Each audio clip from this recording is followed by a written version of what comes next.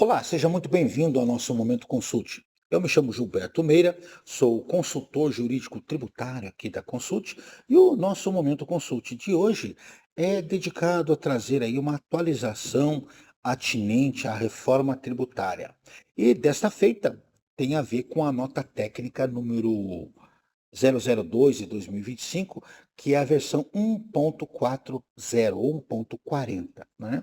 Este tema envolve aí uma série de adequações tecnológicas das empresas à reforma tributária sobre o consumo e é contínuo. E toda vez que você precisar, nós recomendamos, mesmo aos profissionais do direito que não estão habituados a essa nova possibilidade, acessarem lá a página da Nota Fiscal Eletrônica fazenda.gov.br, tem um portal, como também tem da Nota Fiscal de Serviço.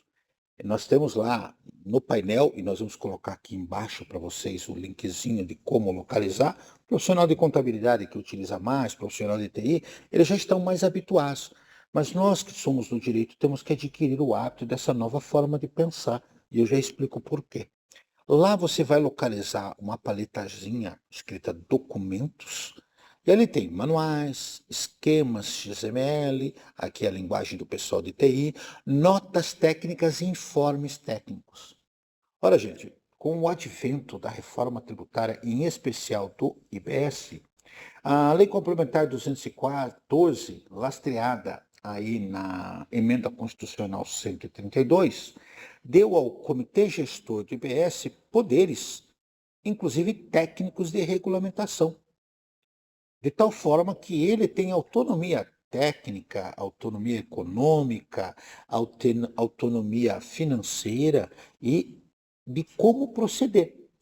Basta vocês verem aí que o regulamento do IBS recentemente aprovado não foi nem publicado em Diário Oficial da União, como é o regulamento da CBS. Por quê?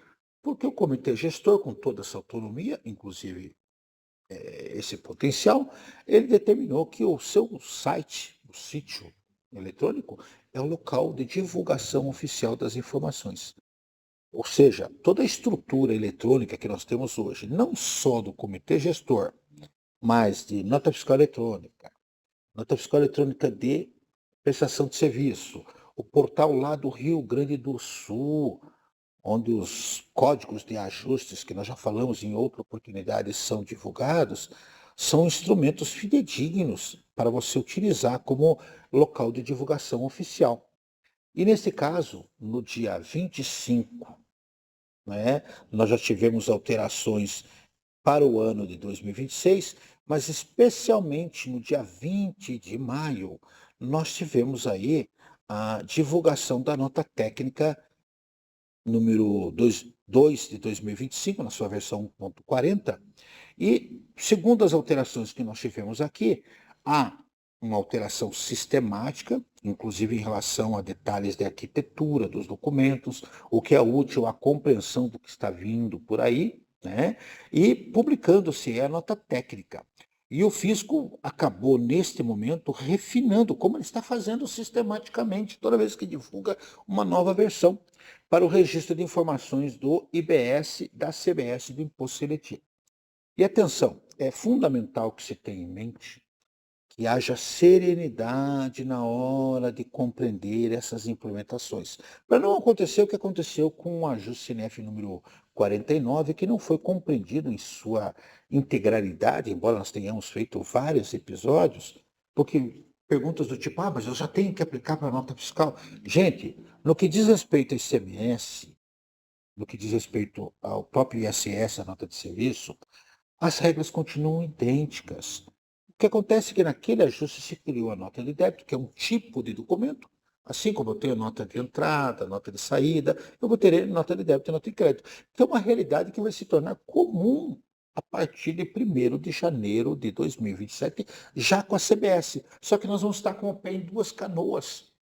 De um lado, atendendo a legislação que diga respeito ao CBS, e do outro lado, atendendo a legislação que diga respeito ao ICMS. Sim, porque o IBS só entrará em vigor a partir de 2029, alternadamente, né, em 10% ao ano, até que em 2033 ele entre integralmente. É óbvio que isso tudo vai acontecer na estrutura dos documentos fiscais eletrônicos, no projeto SPED, porque toda a estrutura parte daqui. Então vai haver algum momento em que realmente vai afetar a ICMS ao IPI, vai afetar a legislação vigente. Mas preste muita atenção que o objetivo é adequação pensando no IBS, na CBS e no imposto seletivo. E se houver conflito, com certeza o próprio legislador, ao editar as normas, tentará fazer esses acordos. O que eu chamo a atenção, fiquemos atentos a notas técnicas, fiquemos atentos a ajustes CMFs, porque o tempo todo estará vindo informação. Todo dia esse processo é crescente. Gente, tecnologia é isso. Quem implantou a nota fiscal eletrônica sabe muito bem, né? E por que nós estamos falando isso?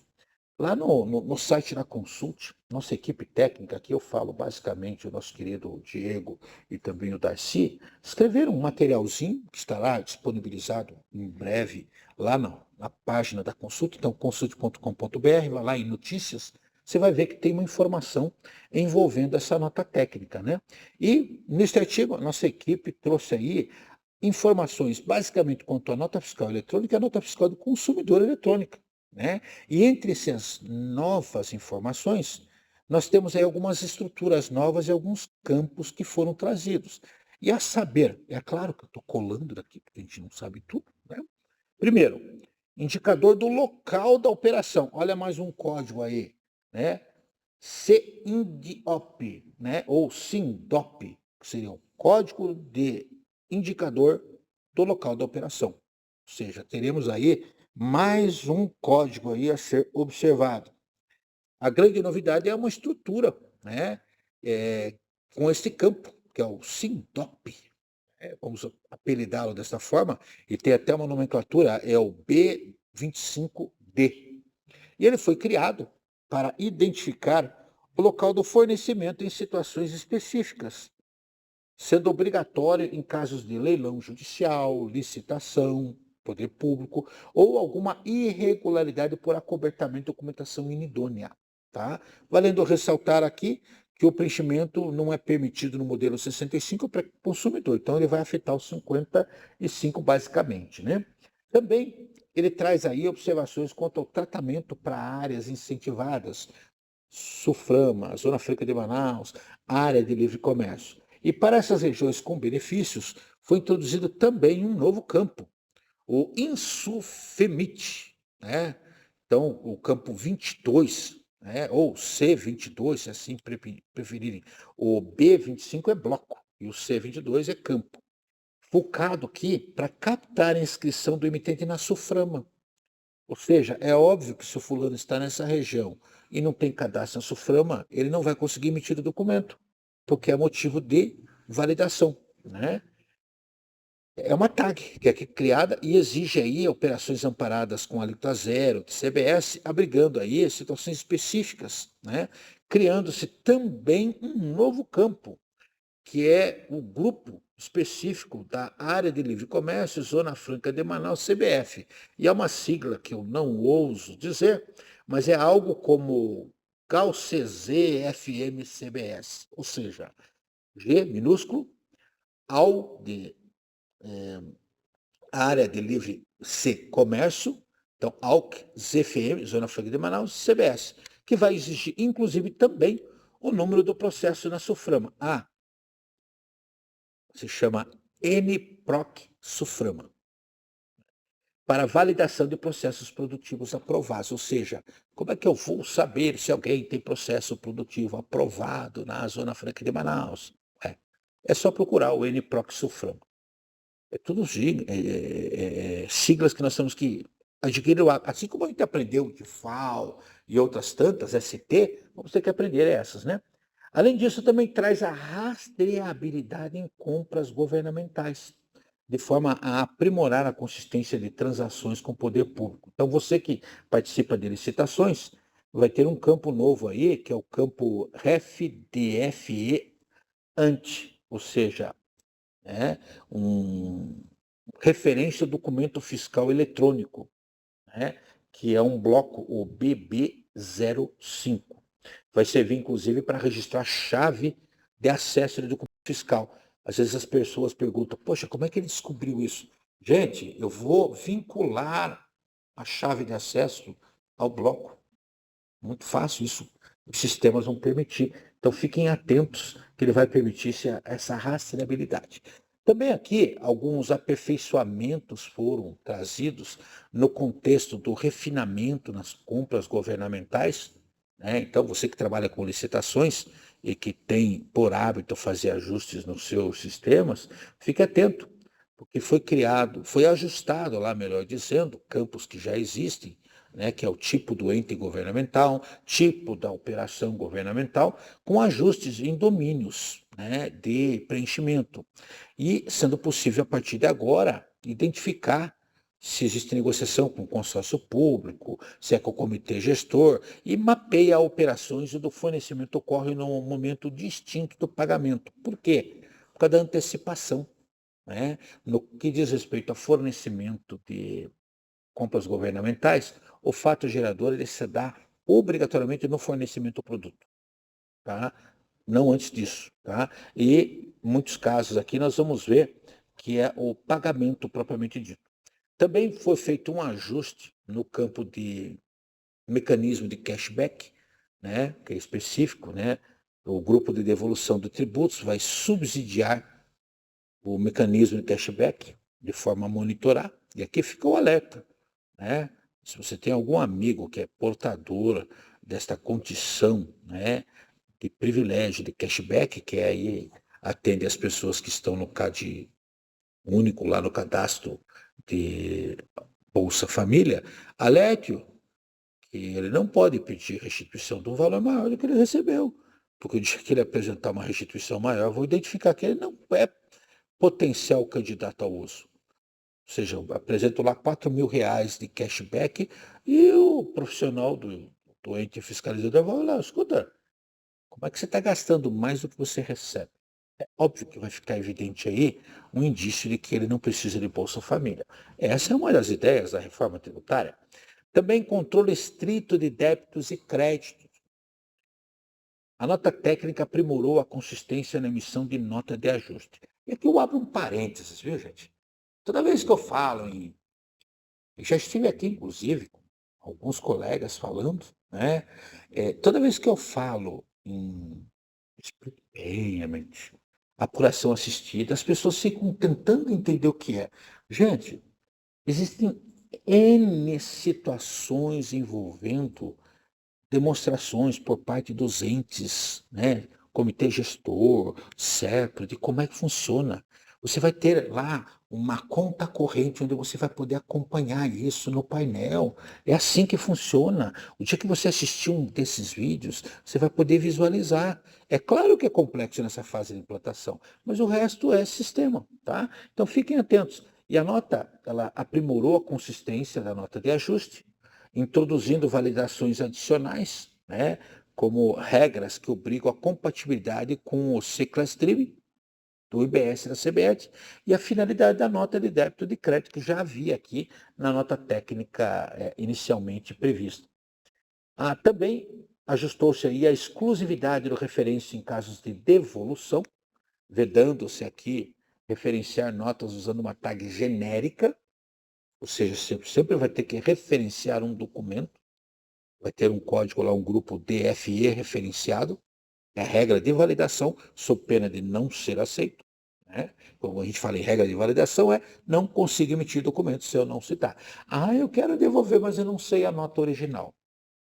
Começa a ter controle. Lembre-se que a regra da reforma tributária passa pelo conceito de compliance, né? Também modificações em eventos, solicitação de apropriação de crédito presumido, né? E motivo é legislativo. Por quê? Algumas coisas, né, vão ter que ficar claras. Por exemplo, evento que tratava da destinação de item para consumo pessoal, ele foi eliminado, né? Motivo é legislativo, porque a lei revogou aquele dispositivo, tornando o texto obsoleto. Eu não tenho como identificar. Basta que eu identifique o que é utilizado na atividade. Também se criou um novo prazo de validação a partir dessas mudanças, de tal forma que as empresas terão até 3 de agosto para iniciar o envio oficial desses documentos. Ou seja, nós estamos em maio né, praticamente junho, nós temos junho, julho, 2 meses para que as equipes passem a fazer, tornando esta nota técnica e este momento consulte importantíssimo. Por quê? A implantação e homologação dos novos campos de validação, o SINDOP, o grupo de Zona Franca, a referência do documento anterior, a implantação ocorrerá em 1º de julho. Atenção, uma coisa é enviar até 3 de agosto, estar em condições, né? Mas a implantação ocorre em julho. Ambiente de testes, naturalmente, né? Depois, também em 1º de julho, obrigatoriedade de preenchimento do IBS da CBS. Também em 1º de julho, o referenciamento de devoluções. Aqui, o prazo limite é 1º de setembro, é a referência da NFE para documento de devolução. A questão das empresas do Simples que optarem pela tributação nacional, né, naquele modelo padrão, o MEI, e a tributação monofásica não tem uma data, mas a partir de 2027 elas já terão que fazer essa situação. Lembrando que a partir de setembro as empresas do Simples terão que adotar já esta opção, se vão calcular por dentro ou por fora, né, o famoso híbrido, e esse é um raciocínio que vai passar necessariamente pela observação que nós fazemos, né, do volume de créditos que nós temos. Então, gente, antes de você definir qual é o método de apuração que eu vou usar, se vale a pena ser empresa do Simples, verifica o volume de créditos. Esse é o trabalho da contabilidade, é o trabalho que a contabilidade deve pedir às empresas, né? Bom, esse texto está sendo publicado em breve aqui na página da Consult. Então, vá lá em notícias, artigos, e vocês vão ver que há várias matérias. Por exemplo, no dia 21 de maio, foi publicado uma lá envolvendo operador logístico. Regras adotadas no Paraná, notadamente a partir do Ajusinef número 35 de 2022. Ou seja, não nos acompanhe apenas aqui no Momento Consult, mas também nas matérias que nós publicamos, trazemos no nosso consultor, né? Esperando que com isso nós tenhamos trazido informações que sejam de relevância muito grande. Lembrando aqueles que nos ouvem aqui no Spotify que todos os vínculos, os links nós iremos fazer quando passarmos a ementa do material, e dizendo a você que você, tendo dúvidas, sugestões, comentários a fazer, você tem 2 caminhos, como nós sempre sugerimos. Manda para o e-mail momentoconsult@consult.com.br, ou então aqui embaixo existe um espaço onde você faz observações. Nós teremos prazer em atendê-lo.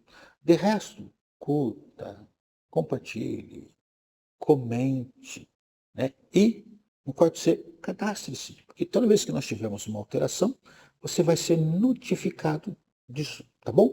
De resto, nos acompanhe nas nossas redes sociais e fica aqui o nosso agradecimento pela sua parceria. Nosso canal está crescendo, ele tem recebido relevância, porque você tem nos ajudado a fazer. Tá bom, gente? Um abraço, até a próxima.